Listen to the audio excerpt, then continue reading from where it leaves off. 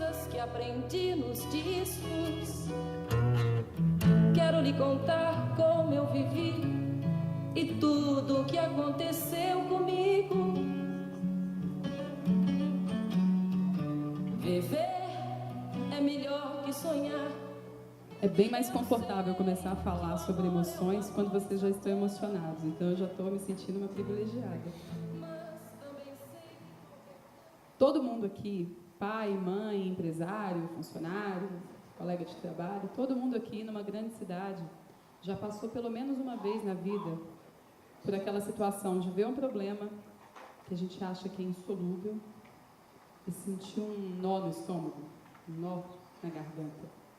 É mais ou menos aquela cena de você estar no carro dirigindo, uma criança vem e tenta te vender alguma coisa, e você olha para o lado e vê a mãe dela na calçada, aí o seu cérebro te responde algo como: eu não compro nada de criança. E a gente vai para casa.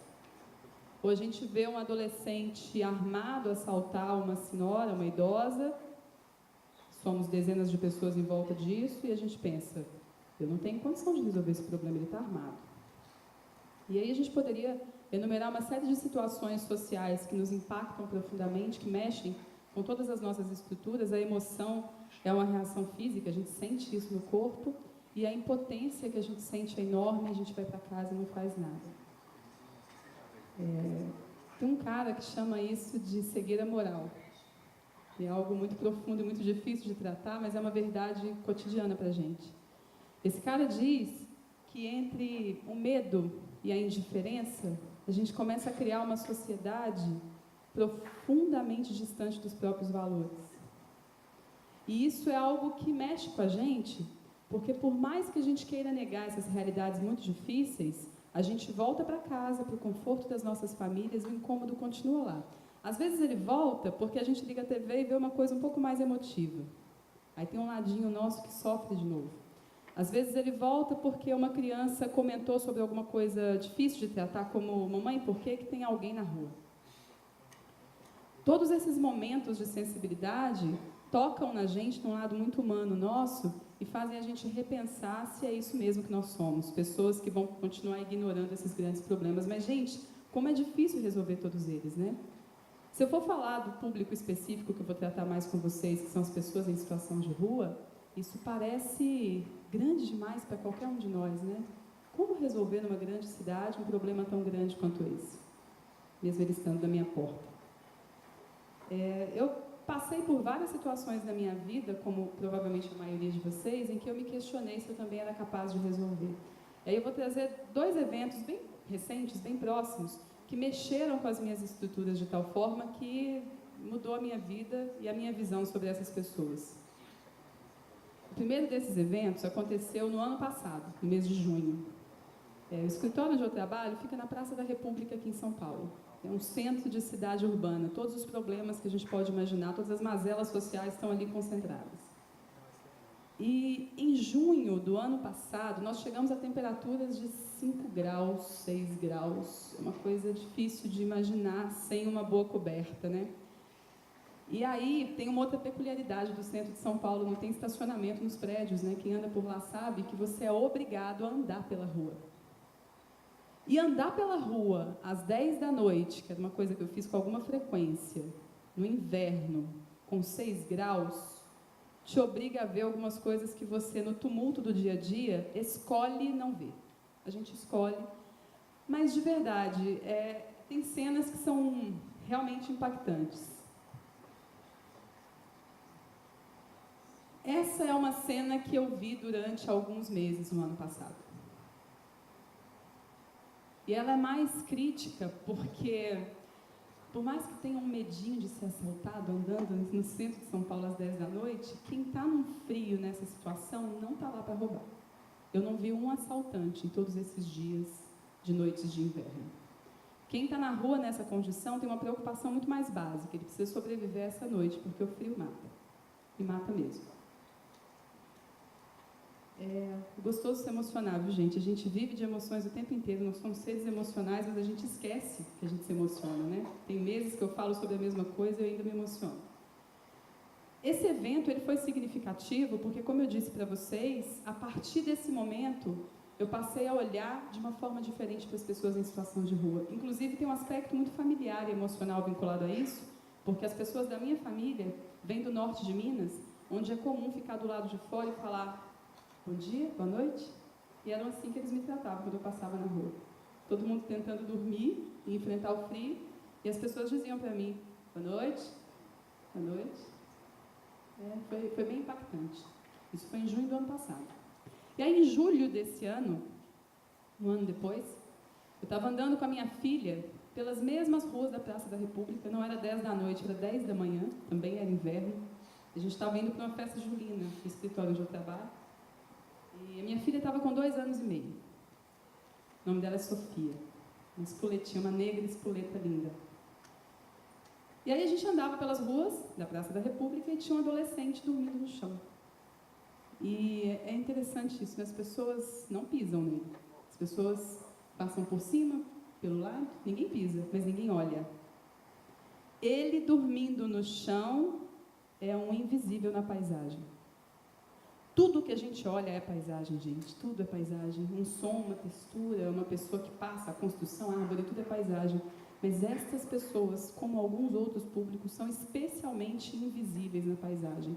E aquele menino deitado no chão, no centro de São Paulo, era um invisível. E a Sofia, de mãozinha dada comigo, 2 anos e meio, na loucura do centro, às 10 da manhã, vira para mim e fala assim, mamãe, você falou que eu não posso deitar no chão gelado. Por que ele está deitado no chão gelado? É algo difícil, né?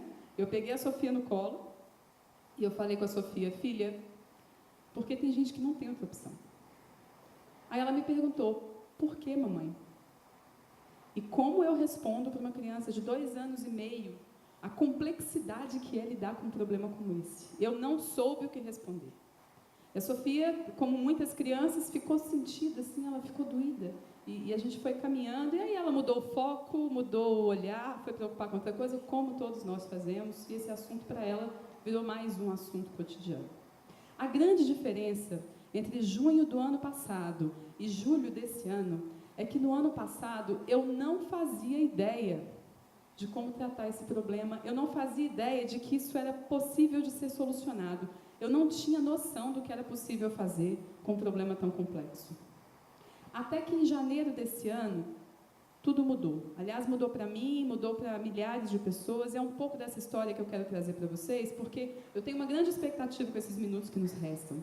E sejam minutos de esperança. Eu tenho um sentimento muito grande de que eu não vim trazer uma realidade para a gente chorar de tristeza, mas uma boa nova. Um sentimento de que nós somos mais potentes, mais construtores da própria realidade do que a gente é capaz de imaginar. É um pouco isso que eu quero compartilhar com vocês.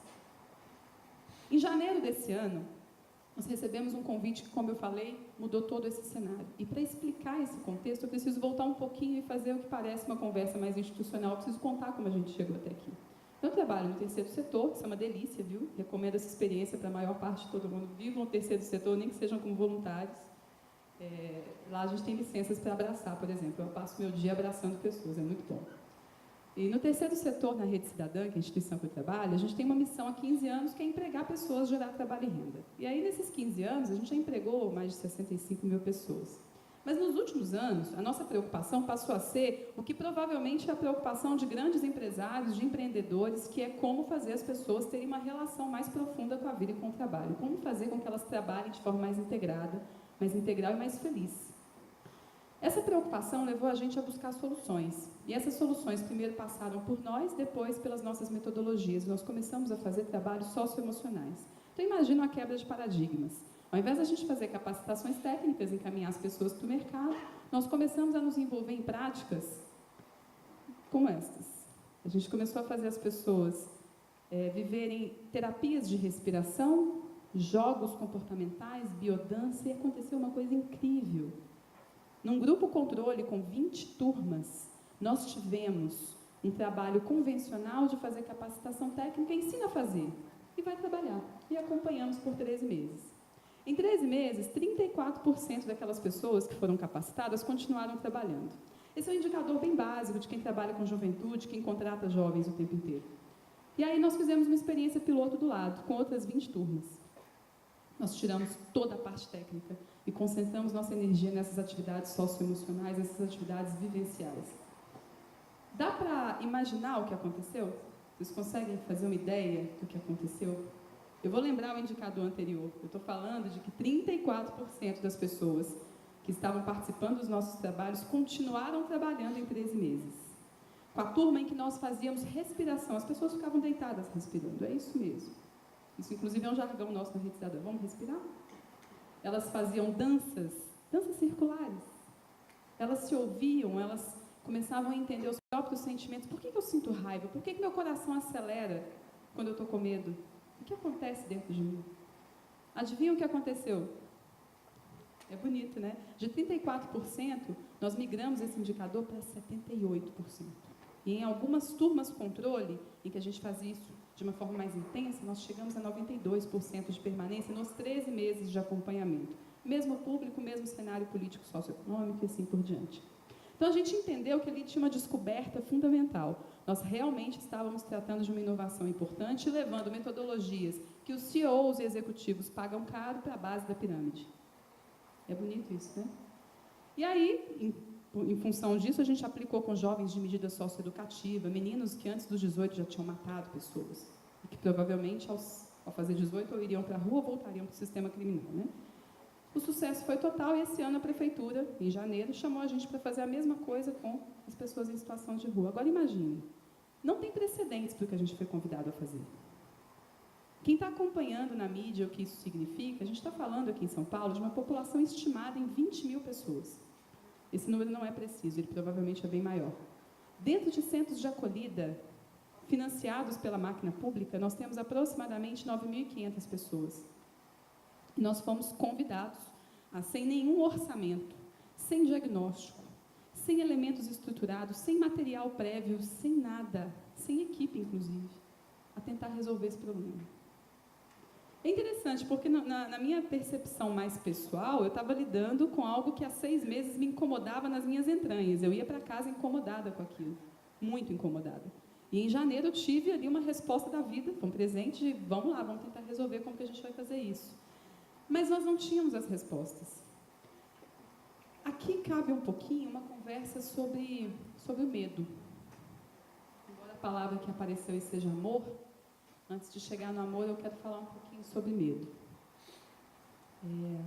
O mesmo cara, o Berman, que fala sobre essa cegueira moral, ele fala que existem 3 grandes razões para o medo da gente. O primeiro grande motivo que nos leva a ter medo é a ignorância. Vocês concordam que aquilo que eu não conheço, eu temo? Dá medo, né? A impotência é o segundo motivo. Aquilo que eu acho que eu não sou capaz de tratar, de resolver. E o terceiro é a humilhação. No caso das pessoas em situação de rua, nós vivemos um problema generalizado de medo. Todo mundo tinha medo. Os órgãos públicos tinham medo. Os assistentes sociais e os funcionários tinham medo de fazer parte de um programa de governo, que às vezes era da oposição, de falar de trabalho, de autonomia. A nossa equipe tinha medo de não bater meta. As empresas tinham medo de, mesmo comprando a ideia, não conseguir sustentar esse público lá dentro. Todo mundo tinha medo. E esse medo vinha basicamente dessa ignorância. Eu não sei o que fazer. E a gente só descobriu o que fazer fazendo. Aliás, se a gente estudar hoje o que é planejamento, está cada vez mais claro para gestores e para todos nós no dia a dia, que não existe um retrato pronto do que vai ser o planejamento. A gente vai construir esse planejamento e, à medida que a gente interage com a realidade, esse planejamento muda, e é assim que tem que ser. E foi assim com o nosso programa com o Trabalho Novo, e é assim que tem sido até hoje. Então, a questão da ignorância, que gera tanto medo, só pode ser vencida e só tem sido vencida num contato profundo com as pessoas, num contato profundo com esse problema, com essa mazela social que parecia não ter solução. No caso, aqui a gente está falando especificamente da ignorância. No caso da impotência, a gente tem algo um pouco mais difícil de ser vencido, porque aquele sentimento, aquele nó na barriga que a gente sente, vem justamente dessa missão humana que eu tenho de ser algo maior do que eu sou. Todos nós temos uma natureza mais profunda que nos chama, de um jeito muito forte, a se integrar com o outro. E o programa Trabalho Novo, no atendimento a um público tão difícil, fazendo respiração, fazendo jogos comportamentais, permitiu a pessoas nas empresas, nos órgãos públicos e em vários lugares alcançarem objetivos antes inimagináveis. Hoje, para vocês terem uma ideia do que isso representa, nós estamos falando de mais de 1.500 pessoas contratadas de janeiro até este momento. Só isso já é profundamente disruptivo. Quando a gente fala que 1.500 pessoas que antes não tinham trabalho e casa, que a maior parte dos seus problemas eram problemas familiares e emocionais, não se engane, eles estão andando por aí sendo contratados por vocês e vocês não sabiam disso. Eles parecem um tio que se perdeu, que tomou uma decisão diferente e não conseguiu voltar atrás. Eles estão trabalhando com uma taxa de permanência no mercado que hoje supera 80%. Até o primeiro semestre desse ano, nossa taxa de permanência era de 90%.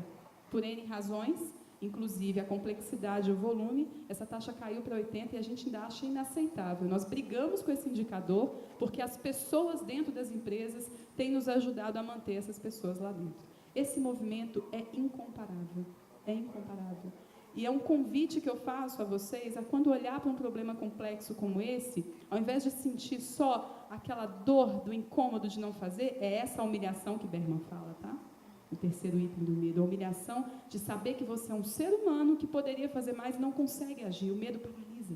E aí o convite que eu faço é pensar que se aqui em São Paulo, com a complexidade que nós temos, num ano de crise como nós estamos vivendo, executivos, funcionários de RH cheio de metas desafiadoras, pessoas de recrutamento e seleção, que tem um volume enorme de pessoas para contratar, supervisores de operação, que não aprenderam a liderar, e que às vezes lidam como capatazes com sua equipe, estas pessoas têm sustentado um programa social que faz uma mobilização que é um intangível que ninguém fala. Então, se eu falo com vocês de 1.500 pessoas trabalhando, todo mundo entende esse número. 80% de permanência, todo mundo entende. Mas a boa nova não é só essa. A boa nova é que eu tenho 80 empresas que contratam, 100 que participam dessas contratações. Dessas 100 empresas, considerem mais ou menos 5 pessoas em cada empresa que dialoga diretamente com a minha equipe. A gente tem um número que começa a crescer. Cada uma dessas pessoas vai para suas casas todos os dias e conta a boa nova. Eu tenho um executivo de uma grande rede de restaurantes que fala que a relação dele com a família e com os funcionários mudou depois do programa, porque ele pode ajudar alguém. Imagina pelo menos 4 pessoas em cada família, desses 5 colaboradores em cada empresa, acreditando que, caramba, alguma coisa pode ser feita. Agora imagina os amigos e os colaboradores, ou pessoas como vocês, que saem daqui com um pontinho de luz e falam, eu ouvi uma notícia que talvez possa fazer sentido, e compartilham essa notícia. E eles me ligam depois, Dani, o que eu posso fazer? Eu posso ser voluntário? Qual que é a minha contribuição? É desse movimento que eu vim falar. É de um intangível que eu perco a conta se eu tentar fazer. É do volume de pessoas que nós temos hoje que realmente acreditam e percebem que toda a realidade que está ao nosso redor é, na prática, o fruto do que a gente realiza e faz.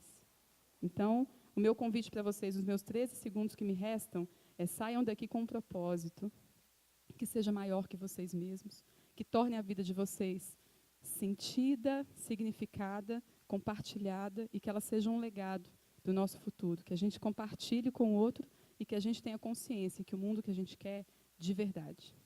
A gente não faz sozinho, a gente não faz sem apoio, mas é a gente que faz. Obrigada.